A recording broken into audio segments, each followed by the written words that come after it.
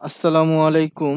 আমি Mohammad Raju, IT care computer, Faridabad, Dhaka. তো আজকে আমাদের কাছে এইচপির এই মাদারবোর্ডটি আসছে। এটার পার্ট নাম্বার হলো 6050A2560201। তো এটা জানি আমরা সাধারণত এইচপি এলাইট বুক 840G2 এর মাদারবোর্ড। এটা প্রবলেম আসছে হলো আপনার বোর্ডে চার্জ ওঠে না। ব্যাটারি লাগাইলে ব্যাটারি চেঞ্জ করে দেখছে, কিন্তু বোর্ডে চার্জ ওঠে না, কিন্তু ব্যাটারি দিয়ে চলে এবং অ্যাডাপ্টার দিয়েও চলে। একবার একটু আপনাদের সাথে দেখাই দেই যে ব্যাটারিটা কানেক্ট করে, ব্যাটারি কানেক্ট করলে আমাদের ডিসিতে লোড আসার কথা। আগে আমি ব্যাটারি ছাড়া কানেক্ট দেই। তো এটা ব্যাটারি খোলা রাখলাম। তো ডিসির দিকে খেয়াল করেন, আমরা ডিসিতে কানেক্ট দেই, দেখি কি পরিস্থিতি, পাওয়ার আইসা কত লোড থাকে। আচ্ছা, তো আমরা যখন ডিসি কানেক্ট দিলাম তখন আমাদের 271 লোড আসতেছে। আচ্ছা, তো এটা নরমাল এই অবস্থায় আছে। এখন ব্যাটারি লাগাইলে অবশ্যই আমার লোড বাড়বে। এই বোর্ডে 1600 এরকম লোড থাকার কথা, চার্জিং উঠলে 1700 2000-এর কাছাকাছিও হয়ে যায় অনেক সময়। আচ্ছা, তো আমি এদিকে শুধু ব্যাটারি কানেক্ট দিলাম, আমার বোর্ডে পাওয়ার আইসা পড়ছে। তো আমি এবার সাথে ডিসি কানেক্ট দেই, দেখি কি পরিস্থিতি। তো ব্যাটারি এবং ডিসি যখন আমি একসাথে লাগাইলাম তখনও আমার কি আসতেছে, একই লোড। আমরা যে লোড একটু আগে দেখছিলাম, তো একই লোড। তো এই লোডে বোর্ডে চার্জ উঠবে না। তো বোর্ডে চার্জ উঠাইতে হইলে কি হবে, আমার যতটুক দেখা মনে হচ্ছে আমার বোর্ডে চার্জিং সেকশনে বা চার্জিং এর কাজ করা লাগবে। একটা বোর্ডে চার্জের জন্য কি কি প্রয়োজন, কি কি ডিটেলস জানতে হইলে আমাদের কোর্সে তো একেবারে চার্জিং এর পিন টু পিন আমরা কাজ বলে দেই। আশা রাখি যদি আপনারা আমাদের কোর্স করেন, চার্জিং রিলেটেড কোনো সমস্যায় পড়বেন না। যে কোনো চার্জিং আশা রাখি ওকে করতে পারবেন। আমরা আসি আমাদের এই বোর্ডে সর্বপ্রথম আমরা কোথা থেকে মাপ শুরু করব এটা দেখতে পারি। তো সর্বপ্রথম আমি যেটা করব সেটা দেখব যে আমার এদিক দিয়ে 19 ভোল্ট আমার সুইচিং হয়ে বোর্ডে ঢুকতেছে কিনা। সুইচিং হয়ে যদি ঢোকে তাহলে এই সাইড আমার 19 ভোল্ট সেকশনের সাইড ওকে থাকার সম্ভাবনা 90%। দেখি আমরা সুইচিংটা ঠিকঠাক আমার বোর্ডে। এটা আমার ফার্স্ট মোসপেট। তো ফার্স্ট মোসপেটে এটা পি চ্যানেল মোসপেট। এটার মধ্যে একটা পি চ্যানেল থাকে, একটা এন চ্যানেল থাকে। তো ফার্স্ট মোসপেট আমরা জানি এটা পি চ্যানেল। সোর্সে রিসিভ করবে 19 ভোল্ট। তো 19 ভোল্ট রিসিভ করছে, 19.8 রিসিভ করছে সোর্স। আচ্ছা, তো গেট গেট 6 ভোল্ট আসছে। তো এটাও ঠিক আছে। তো 6 ভোল্ট আসলে পি চ্যানেল আমার 100% সুইচিং করবে। এই সাইডেও আমার সেম ভোল্টেজ ক্রস করতেছে। আচ্ছা, তো এটা পি চ্যানেলের কাজ পি চ্যানেল করে দিছে। তারপরে আসছে সেকেন্ড মোসফেট। সেকেন্ড মোসফেট হলো আমার এন চ্যানেল আছে।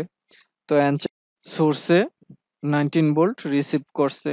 রিসিভ করে আমার গেটের কি পরিস্থিতি দেখি। এই যে আমার 4 নাম্বার পিনে গেট। হ্যাঁ, 4 নাম্বার পিনে আমার 25 ভোল্ট আসতেছে। তো 25 ভোল্ট যেহেতু আসতেছে সেহেতু আমার সুইচিং ঠিক আছে। তারপরও আমি দেখি যে আমার সিএলআর ক্রস করছে কিনা আমার 19 ভোল্ট। আচ্ছা, সিএলআর ক্রস করছে। তো এটা ব্যাটারি ড্রাইভ হওয়ার কথা। ব্যাটারি ড্রাইভ সাধারণত সোর্স রিসিভ করে যে সিএলআর ক্রস করে যে ভোল্টেজটা আসবে ওইটা গেটে সাধারণত 20 ভোল্টের মতো থাকে। হ্যাঁ, ওইটা আসছে এবং সোর্সে ব্যাটারির সাইডের যে ভোল্টেজ ওইটা থাকার কথা। তো আমার ব্যাটারি সাইডে 10 ভোল্ট আছে। এই 10 ভোল্ট আমার এই সাইডে আমার ব্যাটারি ড্রাইভের যে মোসফেট এটার মধ্যে আছে। তো আমার ফার্স্ট যেই 19 ভোল্ট বোর্ডে ইন হওয়ার কথা এটা ইন হচ্ছে সুইচিং হয়ে। আশা রাখি আমার এই মোসফেটে কোনো সমস্যা নাই, কোনো রকম কোনো সমস্যা নাই। তারপরে আমরা কি চেক দিতে পারি, তারপর আমরা চেক দিতে পারি যে আমার ব্যাটারি কানেক্টরে কি কি সাপ্লাই লাগে। সাধারণত আমার ব্যাটারি কানেক্টরে 3 পিনে 3.3 ভোল্ট থাকে। তো যখন আমরা ব্যাটারি লাগাই তখন এক পিন 0 হয়ে যায়। তো এক পিন 0 হয়ে যায় কি কারণে? যে ওইটা কল পাঠায় কন্ট্রোলারকে যে আমার ব্যাটারি ইন হইছে বোর্ডে, তুমি ব্যাটারির লাইন বা ব্যাটারির চার্জিং অন করো। আমরা দেখি এইদিকে কোন কোন পিন আছে। হইলো আমার পজিটিভ পিন, এটা ব্যাটারির যত ভোল্ট অত ভোল্ট থাকার কথা। হ্যাঁ, ব্যাটারির 10.1 ভোল্ট আছে, তো এটা আছে। তারপরে আমরা 3.3, দুইটা পিনে 3.3 পাওয়ার কথা, এক পিনে পাইছি। 2 নাম্বার দুইটা পিনে পাইছি। দেখি আর কোনো পিনে আছে কিনা। কিছু কিছু বোর্ডে একটা লাইন বেশি থাকে, সেটা হলো আরটিসি করে। এটা যেহেতু পুরানি স্ট্রাকচারের বোর্ড, তো এটার মধ্যে 2 পিনেই আমাদের এইদিকে ভোল্টেজ লেভেল ঠিক আছে। আচ্ছা, তো একটা বিষয় আমাদের জানা থাকা লাগে, সেটা হলো ওই ব্যাটারির ভোল্টেজ ঠিক থাকলেই হলো না। 3.3 এসডিএ এসসিএল, এটা এসডিএ এবং এসসিএল এর লাইন। এই 2 পিনে আমার ভোল্টেজ থাকলেই হলো না। সে আমার ডাটা আসতেছে কিনা ব্যাটারিতে, এটা আমার চেক দেওয়া লাগবে। ডাটা আসতেছে কিনা এটা দেখার জন্য আমাদের মাল্টিমিটার দিয়ে কাজ হয় না। আমাদের কি লাগবে? আমাদের অবশ্যই ডিএসও লাগবে। আমরা ডিএসও দিয়ে দেখব যে আমাদের কি পরিস্থিতি, এদিকে ডাটা আসতেছে কিনা। আমরা ডিএসওটা সেট করে নেই। তো আমি ডিএসও এদিকে সেট করে নিছি। এখন ডাটা আসে কিনা এটা আমরা দেখব। তো আমরা পাইছিলাম যে আমার এই দিক থেকে 3 নাম্বার পিনে 3.3 ভোল্ট আসছে। তো এদিকে আমি দুইটা জিনিস মাপ দিতে পারবো যে 3.3 ভোল্ট আছে কিনা। তো এটার মধ্যে 3.3 ভোল্ট আছে এবং স্টেট লাইন আছে, এবং এই যে এদিকে দেখেন আমার ডাটা আসতেছে। এই যে এদিকে ডাটা আসতেছে, তার মানে আমার চার্জিং এর ডাটা যেটা আসার কথা কন্ট্রোলার থেকে, এই ডাটা পৌঁছাইতেছে। তো এটা আমরা 3 নাম্বার পিনে দেখলাম।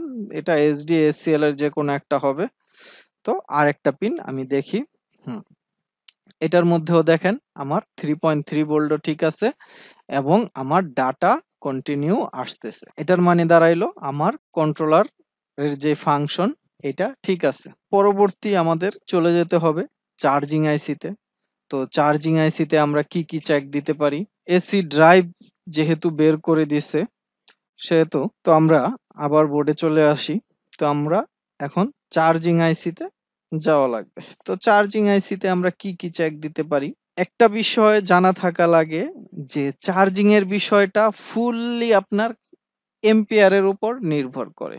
ধরেন আপনার চার্জিং এর যে কোনো একটা জায়গায় ধইরা নিলাম আমরা যে 2 এম্পিয়ার যাওয়ার কথা, যদি 1.8 বা 1.5 এম্পিয়ার যায়, তো ব্যাটারি চার্জিং অফ করে দিবে। তো এম্পিয়ারের বিষয়টা খুবই মাথায় রাখা লাগে। এই এম্পিয়ার নিয়ে ডিটেইলস আলোচনা আমরা আমাদের যে অনলাইন ক্লাস আছে বা অফলাইন ক্লাস আছে, এটার মধ্যে আলোচনা করে থাকি। আমরা একটু চার্জিং আইসিতে দেখি যে চার্জিং আইসিতে আমরা কি কি মাপ দিতে পারি। তো চার্জিং আইসিতে আমার এদিকে মাপ দেওয়ার আছে। একবার দেখে নিতে পারি যে আমার ভিনের ভোল্টেজ ঠিকঠাক আছে কিনা। হ্যাঁ, তো এদিকে আমার ভিনের ভোল্টেজ ঠিকঠাক আছে দেখাইতেছে। একবার রিজন দেখে নিতে পারি। তো রিজন সাধারণত জানি আমরা চার্জিং আইসির 16 নাম্বার পিনে থাকে রিজন। রিজনও 6 ভোল্ট জেনারেট হইতেছে। আচ্ছা, আমার মিটার ধরাতে একটু সমস্যা হয়েছিল, যার কারণে একটু কাঁপাকাঁপি করছিল। এখন দেখেন রিজনও ঠিকঠাক আছে। আচ্ছা, আর কি চেক দেওয়ার আছে চার্জিং আইসিতে? আরো অনেক ডিটেলস চেক দেওয়ার আছে। আজকে আপনাদের কাছে ছেড়ে দিলাম যে আপনারা আমাকে বলেন, কমেন্টস করেন যে কি কি সমস্যা হইলে আমি কি সমস্যার জন্য আমার এই চার্জিং হবে না। তো এটা কমেন্টস করেন আপনারা। তো নেক্সট ভিডিওতে ইনশাল্লাহ এটার সমাধান আমরা দিয়ে দিব।